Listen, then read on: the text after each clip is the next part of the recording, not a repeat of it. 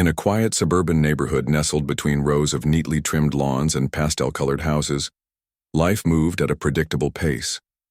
The streets were lined with mature oak trees that provided shade during the hot summer months, and children could often be seen riding their bicycles or playing tag in the cul-de-sacs. It was the kind of place where everyone knew each other, at least by face, and weekly block parties brought neighbors together over barbecues and laughter. Michael Thompson had lived in this idyllic setting for just over a year. A successful architect in his mid-40s, Michael worked hard to build a comfortable life for himself. He wasn't married, didn't have kids, but he loved his home, a cozy two-story house with a spacious garage and a driveway that gleamed under the afternoon sun. His neighbors admired his meticulous attention to detail when it came to maintaining his property. The hedges were always perfectly shaped, the flower beds bursting with vibrant blooms, and the windows sparkled like they'd been polished daily. But there was one thing about Michael's property, or rather parked on it, that caught more eyes than anything else: his brand new red Corvette. It wasn't just any car. It was a masterpiece of engineering, sleek and low to the ground with curves that seemed aerodynamic even when standing still. Michael had saved up for years to buy this car, treating it as both a reward for his professional achievements and a symbol of freedom after decades of relentless work. To him, the Corvette wasn't just transportation. It was joy on four wheels. The moment the Corvette arrived in the neighborhood, it became the talk of the town. Neighbors would stop by casually, pretending to admire Michael's landscaping, while sneaking glances at the shiny sports car. Some would ask questions: how fast does it go? Or, what's the mileage like? And Michael happily indulged them, sharing stories about test drives and customization options. Kids would point excitedly from across the street, and even adults who weren't usually into cars couldn't help but admit how stunning it looked. For most people, the Corvette added a touch of excitement to the otherwise serene environment. However, not everyone shared this admiration. Enter Karen Wilson, a woman whose presence loomed large despite her relatively small stature. Karen was the self-appointed enforcer of the Homeowners Association, HOA, a role she took far too seriously. She prided herself on ensuring every blade of grass, every mailbox, and every garden gnome adhered strictly to the HOA's guidelines. Her own house was immaculate, almost unnaturally so, with symmetrical shrubs and a lawn so green it looked artificial. But beneath her polished exterior lay a personality many found difficult to tolerate. Karen thrived on control. If someone painted their front door a shade darker than allowed, she'd march right up to their porch and demand an explanation. If a neighbor left trash cans out past collection day, she'd send lengthy emails reminding them of the rules. And if anyone dared park a rusty old truck on their driveway, well, let's just say they'd hear from Karen multiple times before the week ended. While some residents appreciated her dedication to keeping the neighborhood tidy, others found her behavior excessive and intrusive. When Michael's Corvette appeared, Karen felt her carefully curated sense of order slipping away. At first, she told herself it was harmless enough. The car was undeniably beautiful after all. But soon, doubts began creeping in. To Karen, the Corvette represented everything wrong with flashy displays of wealth. It was loud, attention-grabbing, and worst of all, it disrupted what she called the aesthetic harmony of the community. In her mind, the Corvette clashed horribly with the modest charm of the surrounding homes, making it stand out like a sore thumb. Unable to ignore her growing irritation, Karen decided to act. One morning, while Michael was inside enjoying his coffee, she slipped a note under his windshield wiper. Written in neat cursive, the message read, "Dear Mr. Thompson, I must express concern regarding your new vehicle. Its size and color are distracting and may detract from our neighborhood's cohesive appearance. Please consider alternative parking arrangements." Michael chuckled when he read it later that day. He thought it was ridiculous. His car met all HOA guidelines and he hadn't broken any rules. Still, being the polite person he was, he tucked the note away and decided not to engage further. Over the next few weeks, though, more notes appeared. Each one grew increasingly critical, accusing Michael of selfishness and disregard for the yard. Community's values. Karen's tone shifted from passive-aggressive to outright accusatory, but Michael remained unfazed. He figured ignoring her was the best course of action. Little did he know, Karen wasn't about to give up so easily. What started as harmless complaints quickly spiraled into something much bigger and far stranger than anyone could have anticipated. For now, however, life carried on as usual. Michael continued driving his beloved Corvette, cruising through the neighborhood with the top down, feeling the wind in his hair.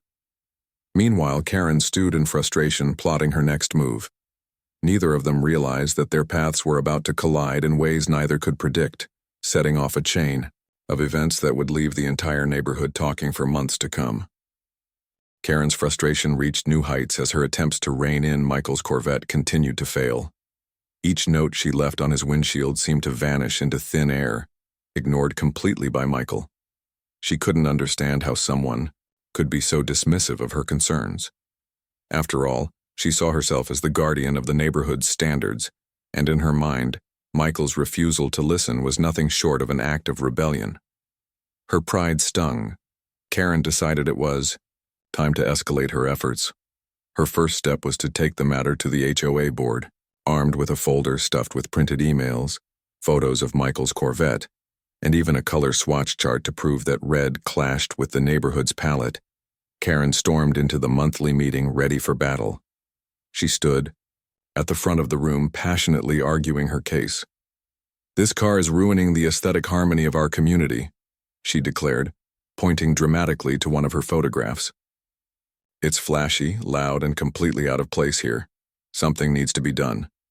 The other board members exchanged uneasy glances. While they appreciated Karen's dedication to the neighborhood, many of them privately thought her complaints were overblown. One member, an elderly man named Frank, raised his hand and said, "Karen, I get where you're coming from, but the truth is Michael hasn't broken any rules. His car is registered properly and it's parked in his own driveway. There's really not much we can do." Another member chimed in saying, "Honestly, I think the car looks great. It adds a bit of excitement around here. Besides, the guidelines don't say anything about limiting the types of vehicles people can own." Karen bristled at their responses. How could they not see the problem? In her mind, the Corvette wasn't just a car, it was a symbol of chaos, threatening to unravel everything she had worked so hard to maintain. Determined to push forward, she suggested drafting a new rule specifically banning sports cars from the neighborhood. But this idea was met with outright rejection. The board unanimously agreed that creating such a rule would be unreasonable and unnecessary. Defeated but far from deterred, Karen left the meeting fuming, vowing to handle the situation herself. Back home, Karen paced her living room, her mind racing with possibilities. She refused to let Michael win. If the HOA wouldn't back her up, she'd find another way to make her point. That evening, she called two neighbors who often sided with her on HOA matters, Linda and Greg, and convinced them to join her cause. "We need to confront him directly," she told them. "If we show up together, he'll have no choice but to listen." Linda hesitated, unsure if confronting Michael was the right move, but Greg nodded enthusiastically. He didn't particularly care about the Corvette, but he enjoyed seeing Karen riled up and figured it might be entertaining to tag along. The next day, while Michael was out running errands, Karen marched up to his driveway, flanked by Linda and Greg. They stood there awkwardly, shifting their weight from foot to foot as Karen knocked firmly on Michael's front door. When no one answered, she turned her attention to the Corvette instead. Running her fingers along its smooth surface, she muttered under her breath, "This thing doesn't belong here." By the time Michael returned from the store, Karen and her entourage were still waiting. Seeing them gathered near his prized possession made him pause. He approached cautiously, carrying a grocery bag in one hand. "Can I help you?" he asked, his tone polite but wary. Without missing a beat, Karen stepped forward, her chin held high. "Mr. Thompson, we've tried reasoning with you through notes, and clearly, that hasn't worked. So now we're here to demand that you hand over the keys to this car. It belongs to me, or rather it belonged to my late husband. I recognize it immediately." Michael blinked, stunned. "Excuse me?" he said, setting the grocery bag down. What are you talking about?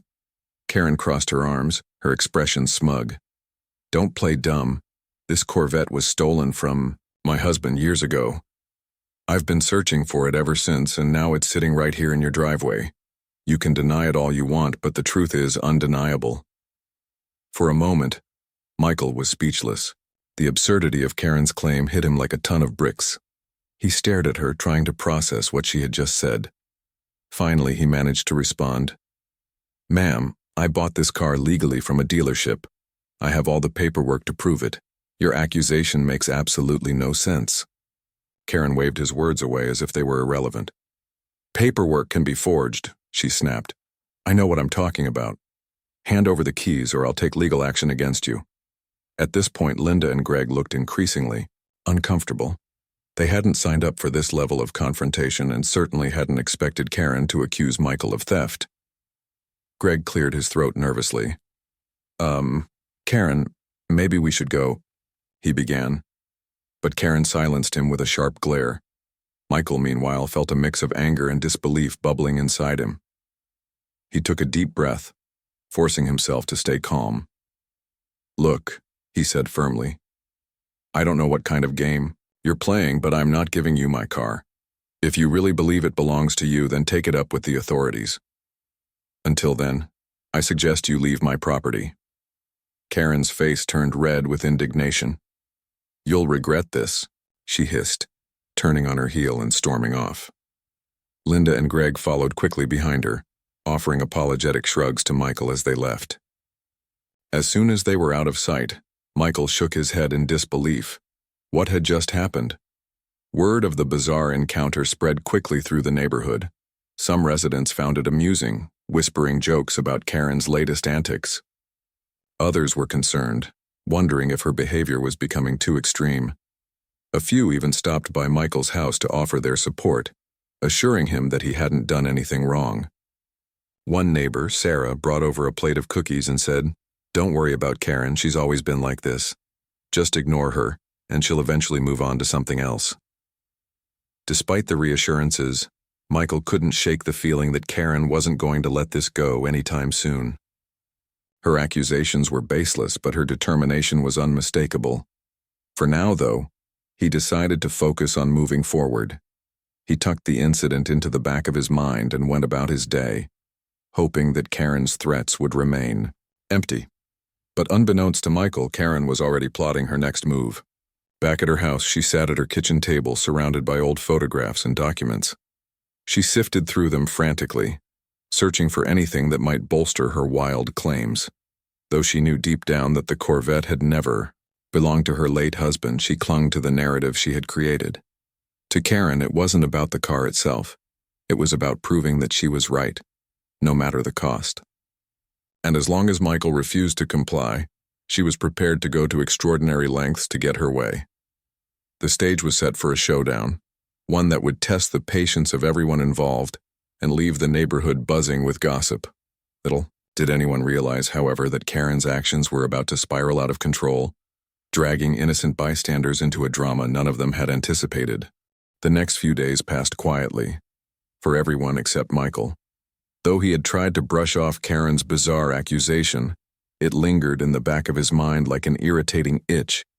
He couldn't help but feel uneasy whenever he saw her, car parked nearby, or caught a glimpse of her peeking out from behind her curtains. It was clear that she wasn't going to let this go, and Michael braced himself for whatever might come next. Karen, on the other hand, was more determined than ever.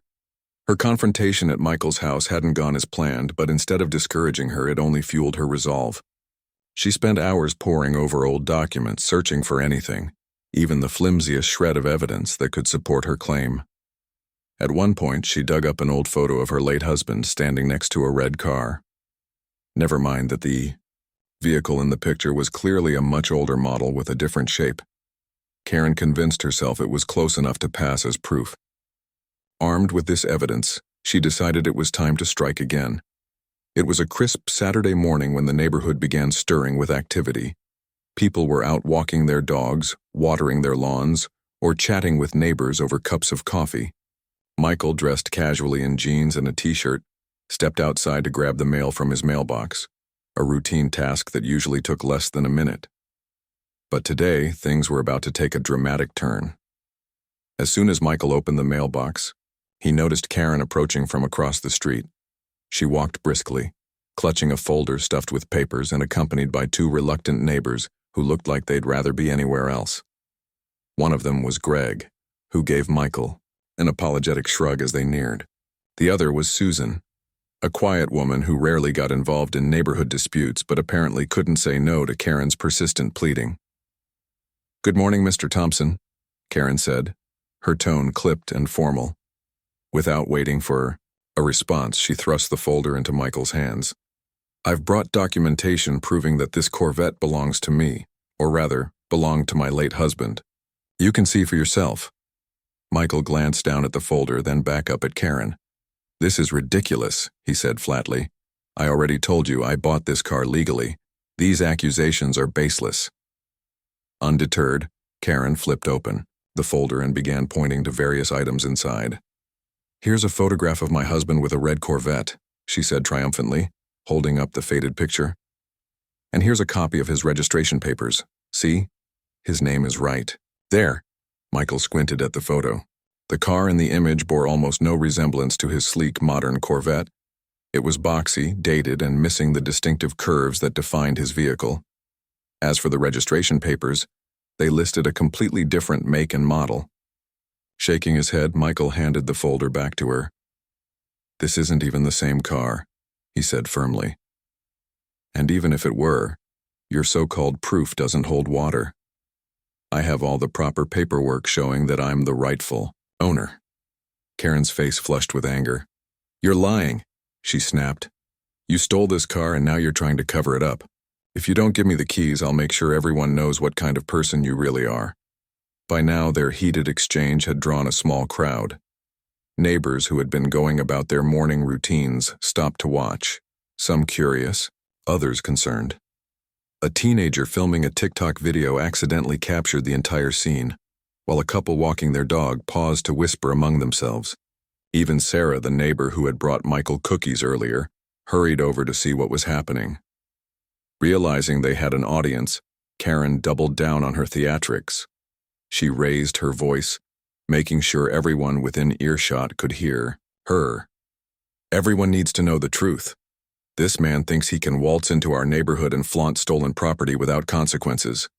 Well, I won't stand for it."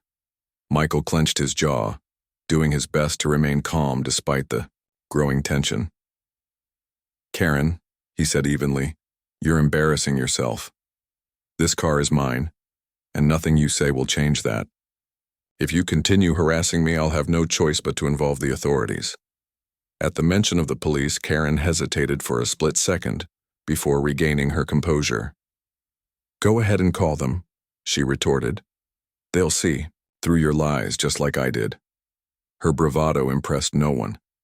In fact, many of the onlookers exchanged skeptical glances, clearly unimpressed by her performance. Linda, who had reluctantly joined Karen earlier, muttered something under her breath and slipped away unnoticed. Susan followed suit, muttering an awkward apology to Michael before hurrying back to her house. Despite the mounting absurdity of the situation, Michael knew better than to escalate things further. Instead, he turned to the gathered neighbors and addressed them directly. "I understand how confusing this must seem," he said, his voice steady. "But rest assured, I purchased this car legally and I have all the documentation to prove it. Karen's claims are false, and I hope everyone here can see that." His words seemed to resonate with the crowd.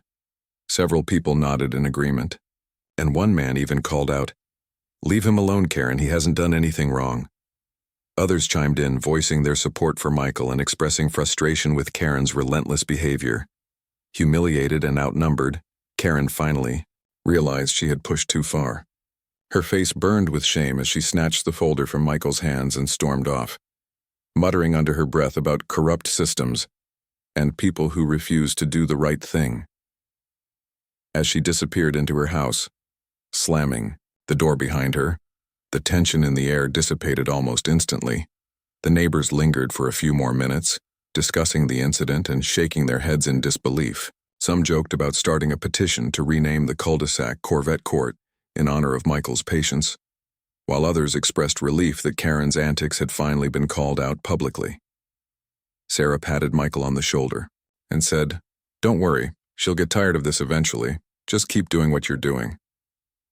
Though the immediate drama had subsided, Michael knew this wasn't the end. Karen wasn't the type to back down easily, and he suspected she would try something even more extreme in her quest for vindication. Still, he felt a renewed sense of confidence knowing that his neighbors had his back, and that Karen's credibility was rapidly crumbling. Over the next few days, whispers of the confrontation spread throughout the neighborhood. Parents shared the story with their kids during dinner, teenagers posted videos online, and even the local coffee shop became a hub for gossip. While most found the situation amusing, a few residents grew genuinely concerned about Karen's increasingly erratic behavior. They worried that her obsession with the Corvette might lead her to cross a line she couldn't come back from. Unbeknownst to anyone, Karen was already plotting her next move. Seething with embarrassment and anger, she sat at her dining table, late into the night, staring at the rejected folder of documents. She refused to admit defeat, clinging stubbornly to the belief that she was right. And as long as Michael kept driving around in her Corvette, she vowed to find a way to reclaim it, even if it meant taking drastic measures. Little did Karen realize, however, that her actions were about to spiral beyond her control, dragging not only herself but also innocent bystanders into a legal quagmire. What started as a petty neighborhood dispute was fast becoming something far more serious and potentially devastating. Karen's humiliation after the mailbox confrontation only deepened her resolve. She couldn't let Michael's Corvette, or Michael himself, win this battle. In her mind, the car was hers by right, and no amount of logic or evidence could convince her otherwise. Her pride had been wounded in front of the entire neighborhood, and now she felt an overwhelming need to prove that she was not only justified, but also victorious. Determined to take matters into her own hands, Karen hatched a plan that would escalate the situation far beyond anything anyone anticipated. Late one evening, while pacing her living room, she decided to call the police. Not to report herself for harassment or false accusations, of course, but to accuse Michael of theft. With trembling hands, she dialed the non-emergency number and spoke with an officer on duty. "I'm calling to report a stolen vehicle," she said, her voice steady despite the absurdity of her claim. "It's a red Corvette and it's currently parked at 1428 Maple Lane." The dispatcher asked for details and Karen eagerly provided them, embellishing her story with dramatic flair. "This car belonged to my late husband," she explained. "It was stolen years ago and I've been searching for it ever since. Now it's sitting in my neighbor's driveway like nothing happened. You need to come immediately." Within an hour, 2 police officers arrived at Michael's house. Their patrol car rolled slowly down the street, its headlights cutting through the quiet suburban darkness. Neighbors peeked out their windows, curious about the unexpected visit. When Michael answered the door, he was surprised and slightly alarmed to see the officers standing there. "Good evening, sir," one of the officers said politely. "We received a report about a possible stolen vehicle. Is it true you own a red Corvette?" Michael nodded calmly, though his heart raced. He had expected Karen might try something like this, but he hadn't thought she'd actually go so far as to involve the police. "Yes, I do," he replied, "but I assure you it's not stolen. I bought it legally from a dealership." The officer nodded and gestured toward the driveway. "Mind if we take a look at the car? We'll also need to see your registration and proof of purchase." "Of course," Michael said, stepping aside to let them in. He retrieved the documents from his kitchen drawer and handed them over, along with the keys to the Corvette.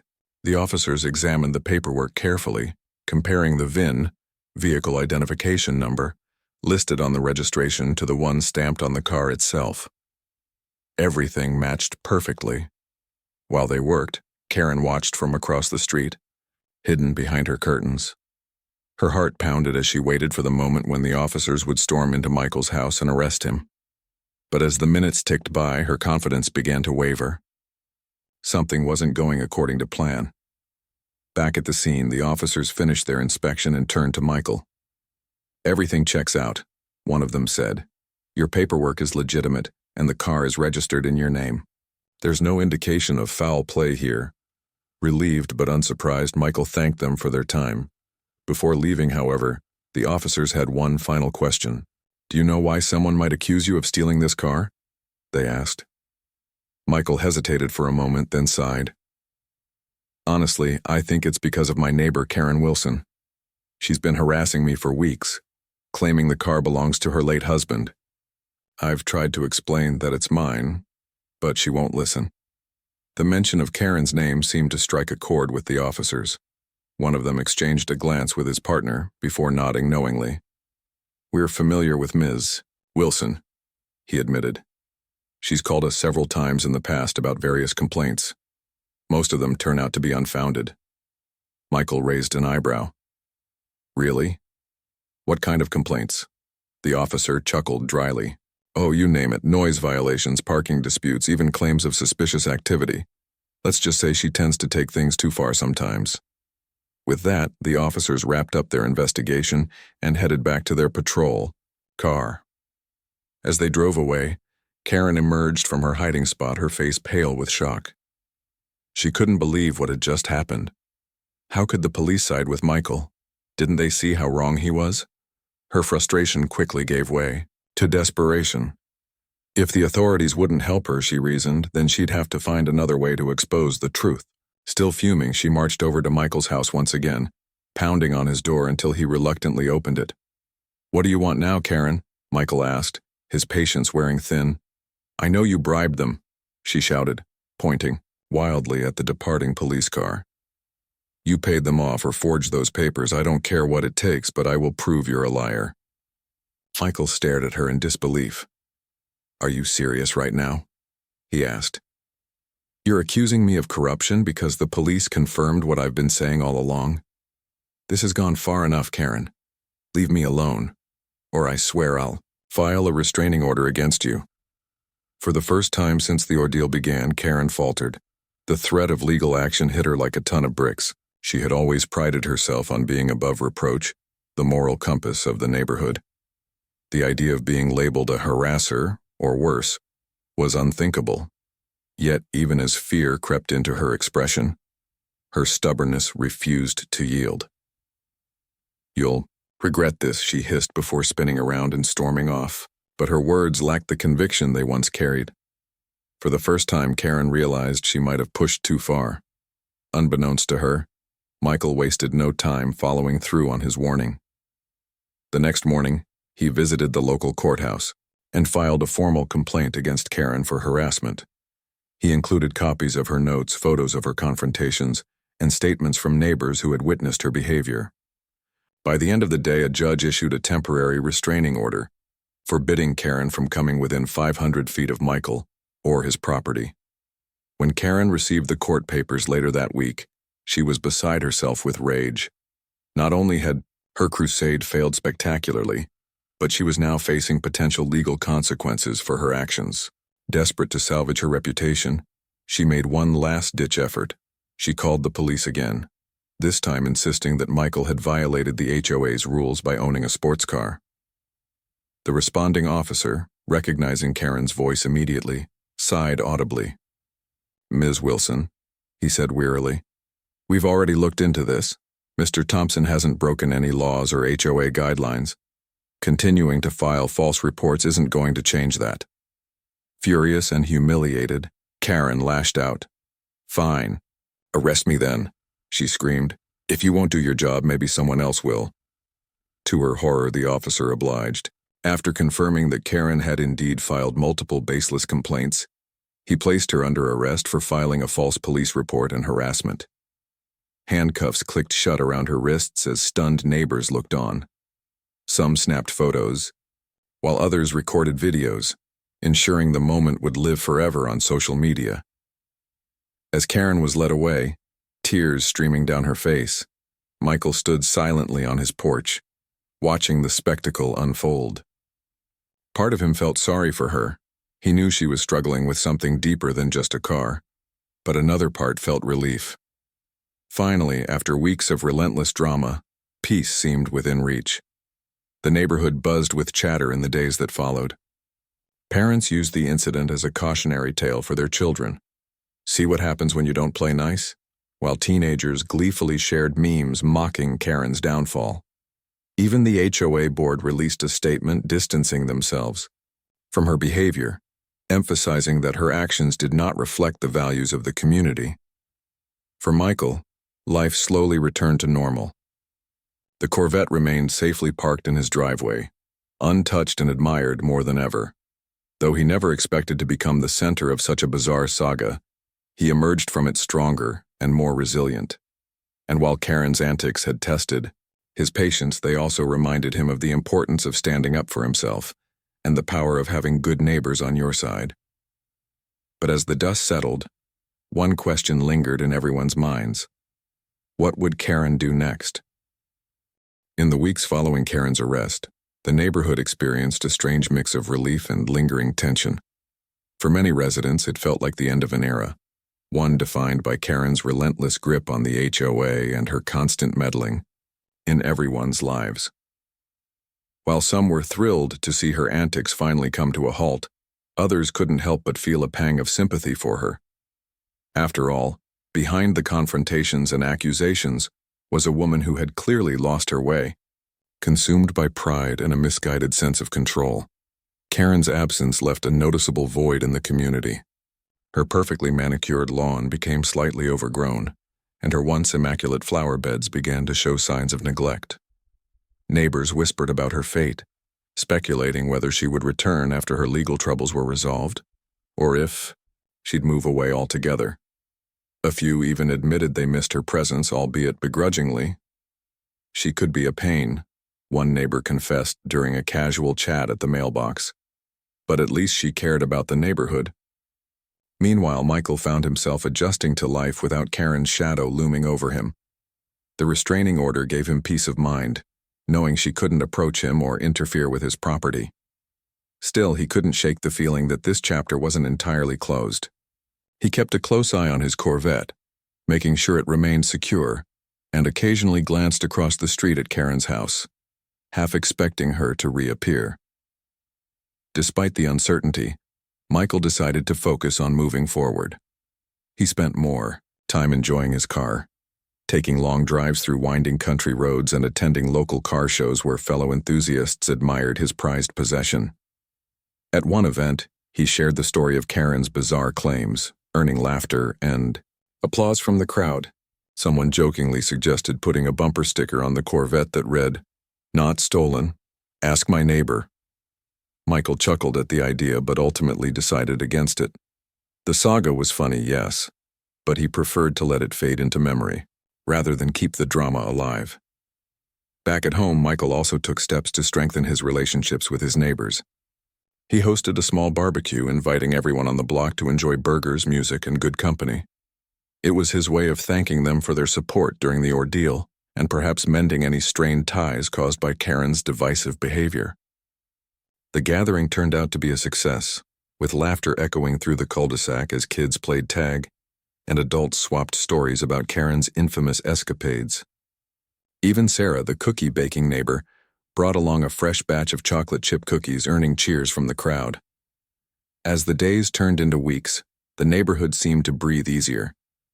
Conversations shifted from gossip about Karen to plans for upcoming events, a summer picnic, a Halloween party, and even a charity drive for a local shelter. People began working together again, collaborating on projects like planting new trees or organizing a cleanup day. Slowly but surely, the community started healing, rediscovering the camaraderie that had been overshadowed by months of drama. But what happened to Karen? That question lingered in everyone's minds, unanswered until a court date finally arrived several weeks later. News spread quickly when Karen appeared before a judge, her demeanor subdued compared to her usual fiery self. During the hearing, prosecutors presented evidence of her false police reports, harassment, and attempts to intimidate Michael.